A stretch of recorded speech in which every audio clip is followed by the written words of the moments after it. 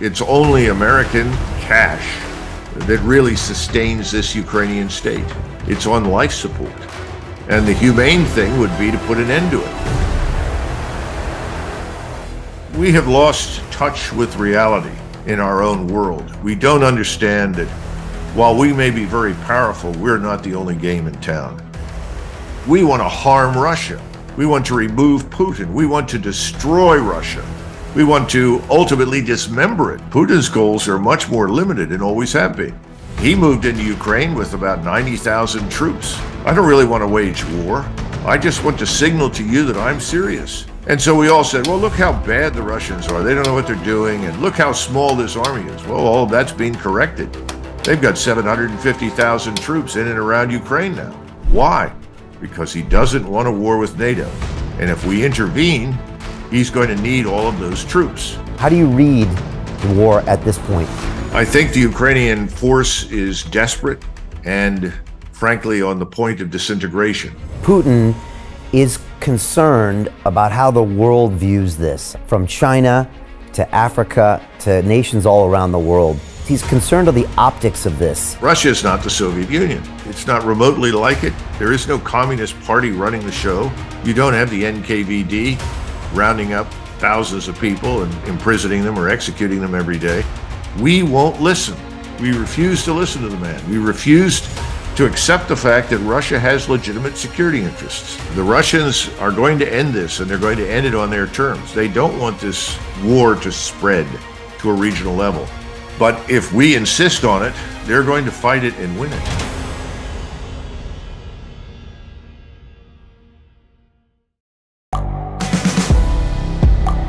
The world is changing. Inspiration is everywhere. It has never been so easy to connect, share, and bring people together. We're learning from others and finding the best in ourselves. Challenging our beliefs. Sharing our vulnerability. Overcoming our fears. Transforming ourselves so we can transform the world. How far can we go? This is London Real. I am Brian Rose. My guest today is...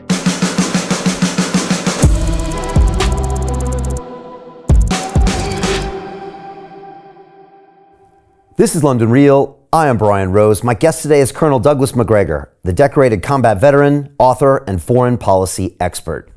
You are widely considered for your leadership during the Gulf War, where you orchestrated an offensive strike that destroyed 70 Iraqi armored vehicles in 23 minutes with no casualties, in what was the largest tank battle since World War II.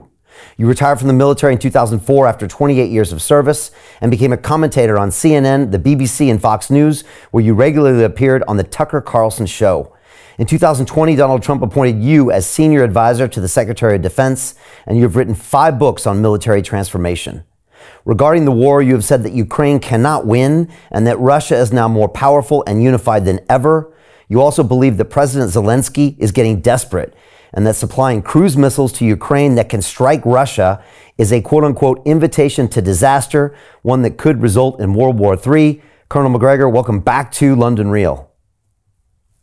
Thanks. If I could just make one quick correction. We had 6 casualties in 1991, 1 dead and 5 wounded, and we lost a Bradley fighting vehicle. So there is no cheap victory. Everything costs something. And the fighting actually lasted for several hours. It was just the initial breakthrough that you described. Anyway, just so people understand that. Yeah, no, I appreciate those details, and they are important. I guess I wanted to start off with what we saw a few weeks ago with the Wagner Group and the quote-unquote coup that happened over this 48-hour period. We were trying to get news. There were Twitter spaces involved. There were things coming off on Telegram. And I got to tell you, Colonel, I was watching it, and I just didn't trust anything I was seeing or hearing. But at the same time, obviously, something was happening. And I'm really curious on how you monitored it in real time, what you were thinking in real time, and did your conclusions change 24 hours or even 48 hours after that? Well, first, we have an old expression in the Army about battlefields or anything, frankly. The first report is always wrong. So whatever you hear quickly is usually inaccurate. I think the second part is that you're dealing with someone who is probably Russia's answer to reality TV in the United States. Prigozhin is an interesting character. He's entertaining. But it was not a coup. It was not an uprising. It was not a rebellion. And it was funny to watch all of the usual suspects in the West, the retired army generals in the U.S. and Britain and elsewhere. This is the end. Putin is finally going to be removed. It's all nonsense. This thing was never aimed at Putin in that sense. I think Prigozhin was giving voice to frustrations that are widespread in the senior ranks of the Russian military. And that is, look, this thing is taking too long. It's time for us to end this war. Effectively, let's attack and get this done. And that's not surprising. We felt that way in 1991.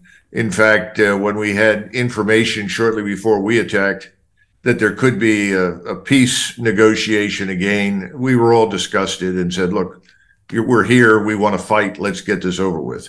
That's not unusual in any force that's been sitting for as long as the Russians have been sitting. And remember, you got a lot of troops that haven't been employed yet, and they want to fight. But I think Prigozhin's other agenda was to save the Wagner Group. And the Wagner Group is, remember, it's something more like the French Foreign Legion than anything else. We keep calling them mercenaries in an effort to diminish them or denigrate them. They're not mercenaries. It's really much more like the French Foreign Legion. And the French Foreign Legion is sworn to defend the French national state. Same thing is true for Wagner. They absolutely are devoted to Russia and committed to it. And he did not want to see it dismembered and abandoned. Well, ultimately, he kind of lost that battle because out of the sort of 25,000 or so, only 8,000 remain that have been moved or will shortly be moved to Belarusia. They were last in Luhansk. He bloviated as soon as it became clear that this was being mistaken for something else. And we have a lot of evidence to suggest that the Air Force commander who committed attack helicopters against his small contingent of 3,000 or 4,000 did so on his own initiative, that was not ordered by Putin. But as soon as that happened, he said, look, this is not what we came for. And I think he was trying to make a point that he doesn't like the Minister of Defense, which is fine. But he really, really, really dislikes General Gerasimov, who is chief of the general staff, who's now currently the theater commander. Well, that happens in war, and I'm sure he's not alone, as I've said. But beyond that, there was nothing much more to it. And I think we will see Wagner again in a different form operating out of Belarusia. Has the group itself disbanded? Is it still there? What is the status of that elite? About 2/3 of it was offered the opportunity to sign contracts with the Russian army, and they've done so. The other 8,000, as I said, are getting ready to move up to Belarusia as soon as the facilities to house them are finished. And Prigozhin has gone in and out of Moscow and back to St. Petersburg. Now, what happens with him at this point, whether or not he'll show up again, who knows? But he's certainly not the traitor that people thought he was initially. That wasn't his intent. He's enormously popular in Russia, as is the Wagner Group. I mean, these people are seen as heroes and with considerable justification for the fighting that they've done in places like Bakhmut. But the Russian population itself wants this war to be fought and won. They're sick of this long wait. But that has much to do with Vladimir Putin's view of things in the West and his desire to avoid a larger war with NATO and the United States. And so what is the state of the union of this war? We're in July now. I guess there's not a huge window of actual fighting in this type of territory because of the winter and then the muds, etc. But where are we right now? Because, again, I referenced in the intro the possibility of cruise missiles being offered. We saw some of these old weapons being supplied by the U.S. But what kind of is the state right now? How do you read the war at this point? Well, let's look at the Russian side first. The Russians are actually attacking up in the northeastern corner of this long line of defense that is sort of shaped like a banana in southern Ukraine. And they've made a lot of progress, aiming in the direction, generally speaking, of Liman in eastern Ukraine, but really towards Slavyansk. And those are road networks that would lead Russian forces on the offensive to go all the way to Kharkov very quickly, and actually to strike even further west and north towards Kharkov, or to swing around behind the Ukrainian forces that are down south. Those forces came out of the Beograd area. There's always been a tank army down there, along with a lot of other Russian forces that have yet to really be employed. And this offensive is being very successful right now. At the same time, the Ukrainians in small numbers, all up and down the line, have continued to launch attacks, all with no success at all, catastrophic losses. So the Russians are in good shape. They've taken some losses, but their losses are perhaps in the hundreds, maybe 1,000 wounded total. Nothing significant or severe that the Russians cannot absorb. The Ukrainian side's in a very different position. They were built up and pushed, I think, to launch these counteroffensives or counterattacks up and down the line to prove that there was still life in Ukraine, to attract more support. I think the rationale for it was much more political than military. And the losses they've sustained are horrific. The latest figures I've seen, somewhere is between 24 and 26,000 Ukrainian soldiers have died just within the last month as a result of these counterattacks. How many thousands of wounded have been added to the numbers that already exist, we don't know. I recently listened to someone talk about the numbers of dead lying all over eastern Ukraine, mostly Ukrainian soldiers, some civilians, a few Russians, but overwhelmingly Ukrainian. I think the Ukrainian force is desperate and, frankly, on the point of disintegration. The morale over there is at an all-time low. I continue to hear these reports of there's low morale on the Russian side. I see no evidence for it, can't find any. As I said before, the only thing that I see is this desire to attack, win, and get this over with. But the Ukrainians they've suffered terribly. And the Poles that are working in Ukrainian uniform as part of the Ukrainian army, along with a few other units, are the only ones left that are willing to attack. Everyone else has said this is preposterous. They do not have the ability to punch through the security zone, which ranges from 15 to 25 kilometers in front of the main defensive belts. They've never reached the main defensive belts. And this is not a surprise. From the very beginning, people thought that you could build an army for high-end conventional warfare on the fly. It can't be done.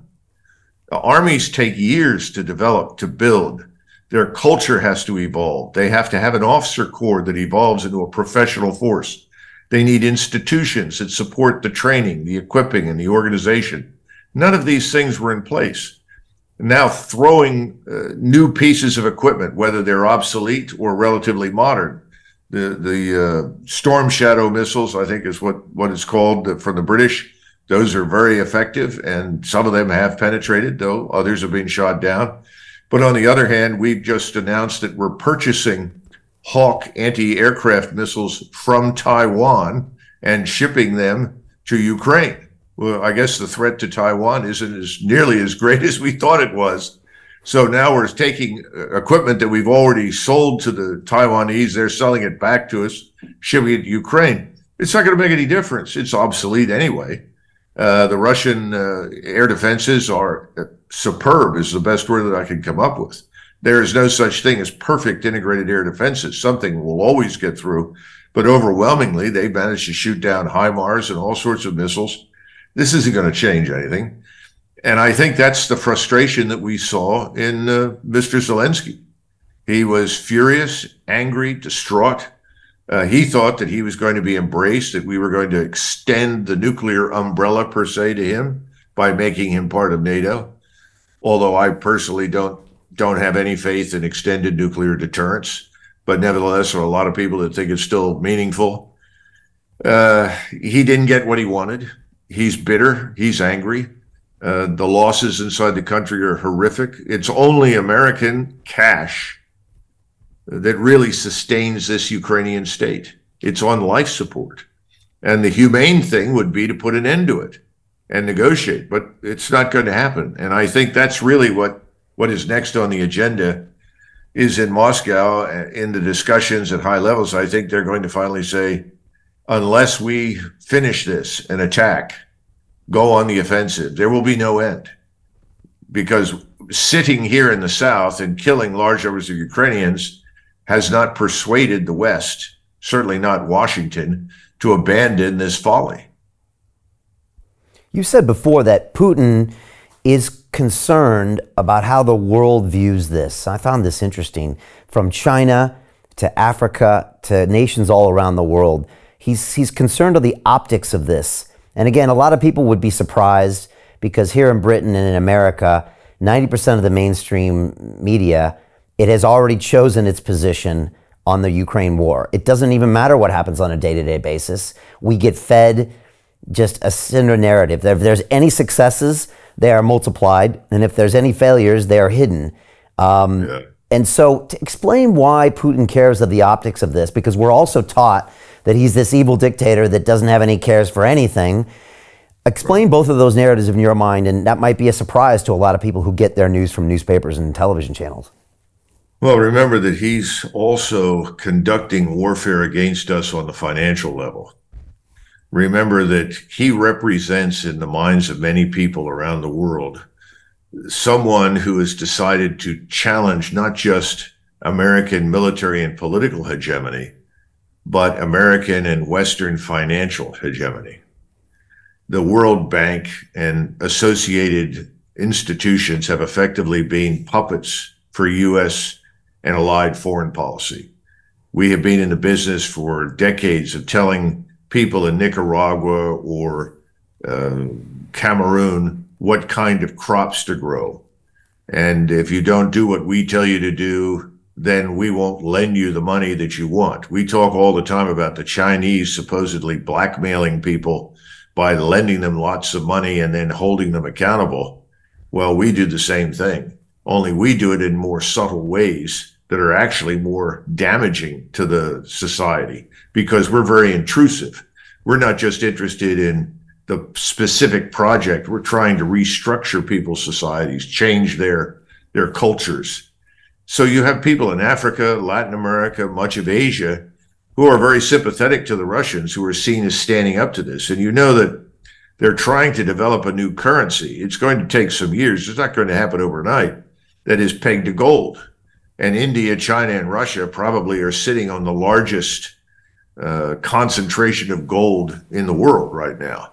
And a lot of us are beginning to wonder how much gold we've actually got under the streets in New York, London, and Fort Knox. And we'll have to find out at some point. But the bottom line is, this is a new era that is coming.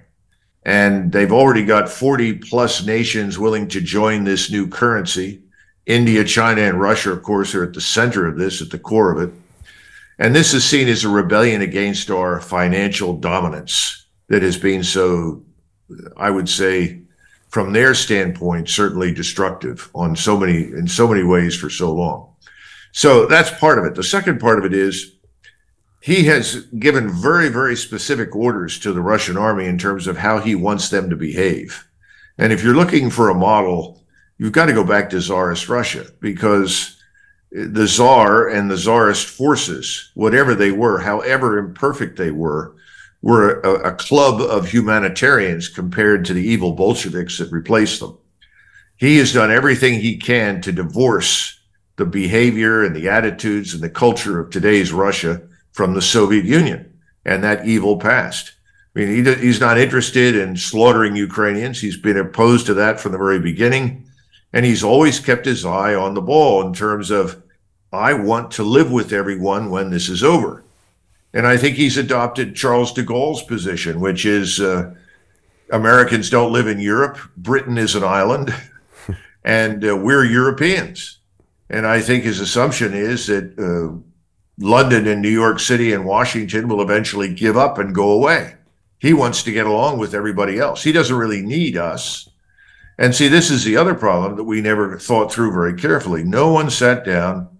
And we try to do this in the military. We don't succeed very much on the strategic level, but we try to ask the question of, What is the purpose of our operation? How are we going to do it? And what do we want things to look like when it's over? That's an important question. We didn't do that this time. We just said we want to harm Russia. We want to remove Putin. We want to destroy Russia. We want to ultimately dismember it, if you read the things that people are saying, and strip it of resources. What are Putin's goals? Putin's goals are much more limited and always have been. He moved into Ukraine with about 90,000 troops. There were another 100,000 outside of it, but as far as going into Ukraine itself with 90,000, we were all shocked. I was one of them. What is he doing? I didn't understand what his point was. Well, his point was, I don't really want to wage war. I just want to signal to you that I'm serious. We're not going to tolerate this platform for the projection of dangerous military power against my country. It's not going to happen. We won't tolerate it. And so we all said, well, look how bad the Russians are. They don't know what they're doing. And look how small this army is. Well, all of that's being corrected. They've got 750,000 troops in and around Ukraine now. Most of them are outside of Ukraine, over 300,000 sitting in strategic reserve, ready to launch. Why? Because he doesn't want a war with NATO. And if we intervene, he's going to need all of those troops. So he's been holding back and holding back and holding back in the hopes that someone would sober up, wise up, and negotiate. Well, it's not going to happen. He found that out the hard way in the summer, which is why you got the large military buildup. I think he's discovering it again. And this is unfortunate because I think things are changing in Europe faster than they are changing here because, let's be frank, most Americans could care less what happens in Ukraine. They don't even know where it is, half of them. But for you, not so much perhaps the British, but certainly for the Europeans, this is next door. This is quite close. And once you move past the Poles and Lithuanians, there isn't much stomach among the Europeans for a major war with Russia for the simple reason that they don't see the need for it. So eventually, I think we're going to see governments change. I think Macron will be gone. I think Scholz will be gone. That will certainly help. And the real question is what happens in Britain, the other leading power on the in NATO, and I suspect that that may change too, especially if you look at your bond market. We don't want to talk about that right now, but nevertheless, that's a real danger, I think, to the current British government. So I think he's betting that the Europeans will sober up faster than we will. We're just going to continue to throw coal on the fire, just keep it going on the assumption that somehow or another this benefits us. It doesn't benefit us in any way, shape, or form, but that's the attitude in Washington. And no one is going to stand up and say, by the way, we didn't do our jobs. There was no purpose, method, end state thinking. There is no strategy. We don't know what to do. We can't do much anymore. We're just going to continue to shove obsolescent equipment at Ukrainians. Well, I mean, right now, the Biden White House has to continue on this. If anything, it maybe helps him to get a chance of re-election, but that's the only reason they're funding this. They can't walk it back. And so that's going to continue until the elections next year. You mentioned in a recent interview that you mentioned the fools in London, and you said that island could become a death trap for them. You also talked about how Boris Johnson was sent over, maybe from the Biden White House, to talk to the Zelenskys. Tell me about what we're doing here wrongly or rightly in London. Well, I don't remember saying death trap, but I may have. I think the British are on a very dangerous path. I mean, if you look at your own armed forces, I mean, it breaks my heart to look at the British Army. It's a shadow of its former self. And the British Army, even though it was always smaller than the U.S. and German armies, for instance, was usually regarded as a very professional and competent organization. I think today it's just a skeletal framework of what's needed. You've got 2 aircraft carriers that you've invested heavily in, no aircraft to put on them. They're not manned. I don't know what you're going to do with them, but no one bothered to think through carefully, what are we going to do with aircraft carriers? I mean, that's the current white elephant of the new era. It's analogous to the battleships that we once had in great numbers. Those things are easy to pinpoint and easy to sink. And I think the British, for some reason, well, I guess it's quite clear the British people have chosen not to really question very thoroughly what their politicians say and do about Russia. which is astonishing to me. Because Russia is not the Soviet Union. It's not remotely like it. There is no Communist Party running the show. You don't have the NKVD rounding up thousands of people and imprisoning them or executing them every day. Although I'd say the Zelensky regime is probably closer to that in reality than anything happening in Putin's Russia. And so the British have worked themselves into a corner, much like ourselves, and there's no way out. So what could happen? And then the possibility that the SAS, which has always been very, very good, but seems to have been very, very active in Ukraine, could go too far and provoke the Russians in ways that I think could be catastrophic for Great Britain. We forget that there is a Russian submarine fleet, and that fleet is large and capable. Britain could face another potential embargo that could put it through real serious strains internally. I wouldn't exclude anything right now. The Russians are going to end this, and they're going to end it on their terms. They don't want this war to spread to a regional level. But if we insist on it, they're going to fight it and win it. What are we going to send to fight? This is the question all the time. Where's our ammunition? We don't have it anymore. We've given it up. It'll take us years to replenish those stocks. Well, there are no shortages of ammunition of any kind on the Russian side. Remember all those months we heard, oh, the Russians are running out of missiles, running out of this, running out of this. Well, crazy. Their factories are running 24 hours a day, 7 days a week. And by the way, the Chinese stocks of older ammunition, such as 152 millimeter artillery shells, are almost endless. They're being shipped to Russia, no doubt. Russians aren't going to run out of anything. And this is the other part that's important for not just Britain, but Europe and the United States to understand. China is firmly in the Russian camp. It's going to stand by Russia. And why wouldn't it? All we do is talk about our intention to destroy China. We talk about this mythological force that's about to invade Taiwan. Doesn't exist. Chinese aren't interested in a war with Taiwan. Chinese want to do business. They know what would happen if they tried to invade Taiwan. You'd have most of Asia walk away from them. They're not interested in that. We're the ones that keep provoking it. We keep sending our forces through the Taiwan Straits. What would we do if the Russian fleet or the Chinese fleet decided to sail through the Caribbean between Florida and Cuba? We'd go crazy. People in this country would be furious. They'd want the Air Force to sink everything in sight. You know, we have lost touch with reality in our own world. We don't understand that while we may be very powerful, we're not the only game in town.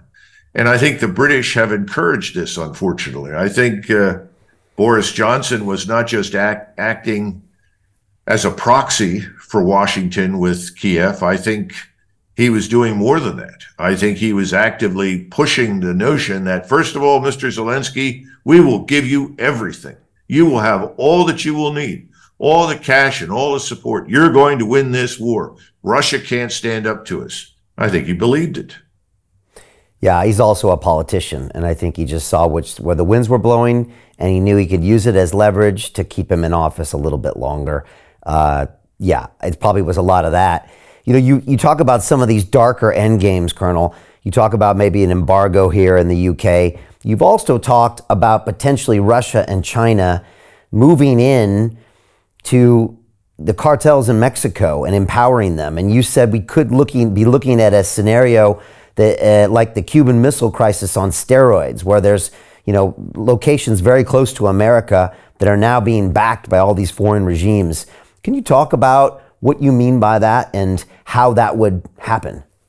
Well, remember, the Ukrainians have already managed to resell, let us say, weapons from the United States, including Javelin missile systems and others, through the arms bazaars that are run out of places like Kosovo to various bad actors, if you will. And we've seen them now show up in Mexico. We've seen people walk around with Javelin missiles. The Mexican cartels, frankly, are better armed in most cases than the Mexican armed forces. This is not a good thing. The cartels, and we've seen this so many times in the past, where political forces and criminal elements, organized crime, come together in an alliance for temporary benefit. We saw the IRA work closely with various Islamist groups and actually find their way into the Caribbean as well. We have in Mexico right now, not only Hamas, we've also got Hezbollah down there, and a large and growing population of Muslim Arabs, many of whom are radicalized, not all of them by any means, but many. The drug cartels are in it for the money. Now, they don't really want to attack us, but if you offer them enough money and create the incentive, particularly in view of the fact that we are not defending our borders, we are allowing millions of people we don't know to walk into our country and then receive benefits that our own citizens don't get. It's not very difficult to believe that that's an open, gaping wound into which a great deal of salt can be poured quickly. We haven't even talked about Cuba and Venezuela, or perhaps other countries in Central America that are anti-American, hostile to us for a whole range of reasons, some of which, by the way, are legitimate if you go back far enough. But nevertheless, those are opportunities for the Russians to start multiple fronts that we have to deal with. We seem to have ignored that. And then, of course, you have our favorite friend in North Korea. North Korea has always been much closer to Moscow than to Beijing. To be frank with you, Xi in Beijing doesn't like North Korea. Most Chinese don't like North Koreans. They don't even like Koreans, but they certainly don't like North Koreans. It is seen as a destabilizing element. The Chinese would like to get rid of it. That's why there was an opportunity under Donald Trump before he left office to come to an arrangement to denuclearize North Korea with the goal ultimately of making the South, the Republic of Korea, the caretaker for the North. And the Chinese would be quite happy to do that. They do a land office business with South Korea. South Korea, Japan, China all do a land office business in Taiwan with the microcircuitry industry. I mean, Asia is a different place from where we live. Asians don't think like us. They're not interested in any major wars right now. Nobody wants one. But that doesn't mean that the arrival of new rocket bodies inside and new rocket engines inside North Korea would not spark a crisis. You know, whatever they have in North Korea has come from Russia when it comes to rocket technology, weapons technology. It hasn't come from China. You mentioned the borders. You know, I think presidential candidate Robert Kennedy down at the borders recently. And Colonel, I was shocked. I grew up on the border in San Diego. And back then, it was probably Mexicans coming over the border. Then later, we saw Central Americans coming over the border. I think when Kennedy was there, it was like a cornucopia of the United Nations, like Africans and Muslims and people from the Middle East. And I was shocked. I didn't realize that people were traveling to Mexico from all over the world just to get into America. What does that mean for the longer term breakout of the U.S. and security and all of that? Well, let's look at it carefully. I've always liked a law that the Austrians passed years ago that said that until every Austrian who wants to work and can work, we will not admit anyone else to the country. So they've done a better job of managing that issue than I think almost anybody else has in Europe. And I would tell you they're not perfect, and they know that. But nevertheless, that's a logical step. If you look at the United States today, if you look hard at our economy, the underlying fundamentals are not good. Why would you introduce millions of people into an uncertain future inside the United States with an economy that probably can't employ them? And who's coming in? We're already complaining about the terrible quality of American education in public schools. Well, if we're not providing adequate education for our own population so that it can find employment in the future, why are we bringing all of these people in? We don't know who they are or what they want, and we probably can't employ most of them. Now, you do have thousands of Chinese, thousands of Russians, thousands of Ukrainians that have managed to come in. In some of those cases, they may be employable, but we don't know. We also don't know why they're here at all, other than, well, we'd like to come in and live in the great consumption machine. Well, I understand that, but where are we going to put them? What are they going to do? Our nuclear power plants are not all perfectly secure. It would not be very difficult for someone inside the United States to sabotage a nuclear power plant. Imagine the level of emergency and alarm that would provoke inside American society. We haven't had that problem yet, but that doesn't mean we couldn't have it. We don't know who's here. And this is the stupidity of saying, well, we have to be prepared to fight the Chinese. Really? People 10,000 miles away. You want to go to war with them? Why don't you close the border? Why are you admitting thousands of Chinese to our universities, to our laboratories, to our production facilities? I mean, it would be logical in my judgment, if you're worried about the theft of your intellectual property, to stop that. But why would you want to go to war instead? It's sheer lunacy. Makes no sense at all. And as my Japanese and Korean business partners have told me in the past, Chinese are not doing anything today that they have not done for centuries. The diaspora has always sent back whatever they could find that might be useful to the home country. Gee, what a surprise. But we don't need to make it easy for them, and we have. Speaking of domestic concerns, you've said that you don't think Biden's going to even make it to the election. You've also talked about banking crises, and you've said, and you kind of alluded to that now, that internally, America has serious problems in the next 12 months. Can you expand on that? Nassim Taleb, some of your viewers will know who he is. Yeah. Very brilliant man. Yeah. He was the man that developed this whole concept of the black swan event that is mentioned routinely these days. And just a couple of days ago, he was asked similar questions, and he talked about the potential for financial instability and collapse, another return to what happened in 2008, only worse, because we could not necessarily bail out everyone 100% on the dollar as we did back in 2008. He talked about the fact that we've been using monetary policy to address serious structural problems. You know, if you've exported your manufacturing base and you've walked away from systematically exploiting and developing agriculture to the extent that we can, if you've abandoned energy, the energy sector, and let it atrophy so that we've got a handful of refineries, whereas years ago we had several hundred, then you're setting yourself up for an inevitable failure. And somebody said, well, when is this all going to happen? When will it happen? He said, I don't know. They said, well, this could go on for 5 years or another 10 years before the end. He said, well, that seems unlikely. He said, I think it's in front of us. I think he's right. You know, he pointed out that if you look at the Federal Reserve in structural terms and in terms of what it has on its balance sheets, it looks a lot like the Silicon Valley Bank that just went out of existence. Now, the Federal Reserve moved quickly on that, and I'm glad they did. They forestalled a wider emergency, at least for the moment.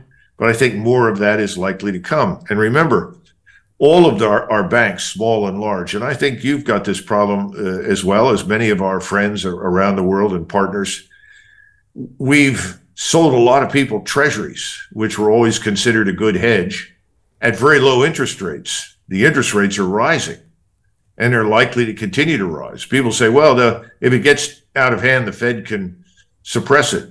But there's a growing chorus of people warning that that may not be possible. So then suddenly you're paying in exorbitant prices to service your debt. I always point out that, you know, the British left India in 1947 when their debt to GDP ratio was 240%. That was largely because we bankrupted Great Britain during World War II, because the British essentially sold everything in order to participate in this war against Nazi Germany that ultimately turned out to be a great victory for Soviet Russia, but not for Great Britain. Well, the point is that the British experienced this, and they took in the facts, and they made a prudent decision. We've got to get out. And they got out. Well, that's what you're going to see happen to us, I think, in the near term.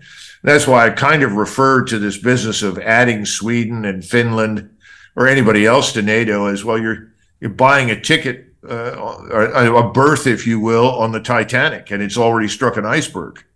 And they don't seem to get it. But we can't fund it all. We can't afford it all.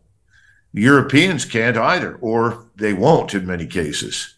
So everything is going to change. But somebody said the other day, well, you know, nothing matters until it does. You know, it's back to something goes on until it can't. I mean, that's where we are at the moment. We know that we're crossing this rickety old bridge and that the bridge is destined to collapse. But everybody says, well, listen, it's held up this long. Let's continue to use it. Going to be god awful when that collapses. You mentioned NATO. Like, what kind of implications are going on there now? You've also mentioned that the Poles and the Lithuanians are kind of fired up to take this fight, but nobody else is at this point. You also mentioned the cruise missiles, and in a desperate Zelensky's hands, firing those into Russia could be his last-ditch move. And if you do that, Russia has to respond, and then everything gets escalated and gets more and more dangerous. Well, first of all, the Russians will not use a nuclear weapon unless someone uses a nuclear weapon against them. Explain that, because you said that's a sign of weakness to use the nuclear weapon, and they're not in a weak position. Right. I mean, there's no reason for them to use a nuclear weapon. They have, right now, the advantage of overwhelming high-end conventional combat capability. The reason Ukraine still has forces fighting is because the Russians have not decided to attack and annihilate them. That's the thing that will likely happen if these cruise missiles that were promised to Zelensky fall into his hands. His regime is so desperate that they will attack targets inside Russia. Now, I'm sure the Russians will shoot down most of them, maybe only half of them. Who knows? How many cruise missiles have to hit Moscow or Beograd or Rostov or any other Russian cities before somebody says to President Putin, why haven't you stopped this? And then it's over. Absolutely, it will end. As I said, you've got hundreds of thousands of troops in reserve. They're brilliantly equipped. They're very well trained now. You're not talking about the U.S. Army National Guard or the militia or the Saturday night soldiers that people used to joke about in Great Britain. These people are trained. They've been in the military. They're not foreign to it. Now they're assimilated. They're ready to go. So I think that would happen, and that would escalate. Now, the question is, what do we do? And that's the question that has always plagued Putin. Because Putin, again, doesn't want a long-term state of war with the West. China doesn't either.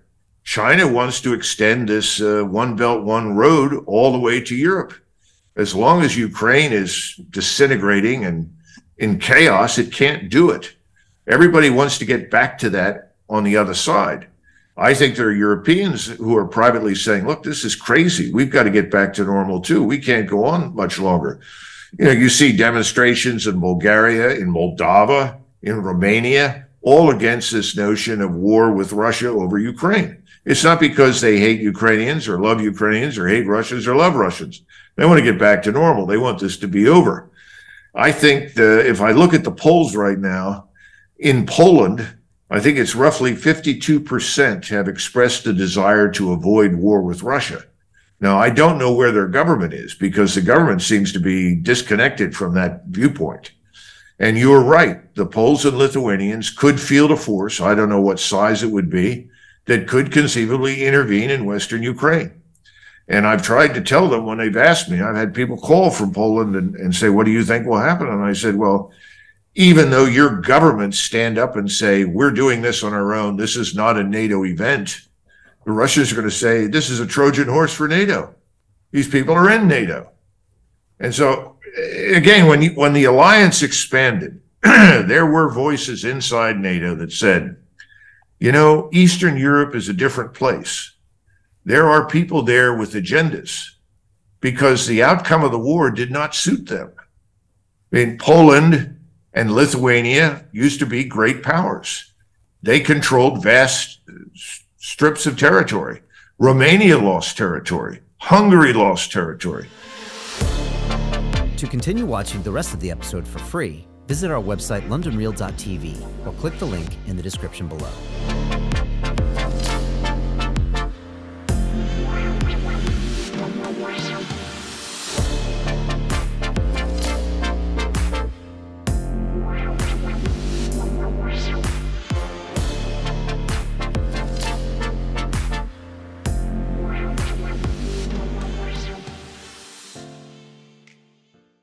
So Jim Rickards has just recorded a video that's not available to anyone in the public, and he's going to be talking about how this upcoming recession is going to be fast, it's going to be bloody, it's going to be nasty. But at the same time, he's going to show you how you can position yourself to profit from all of this chaos.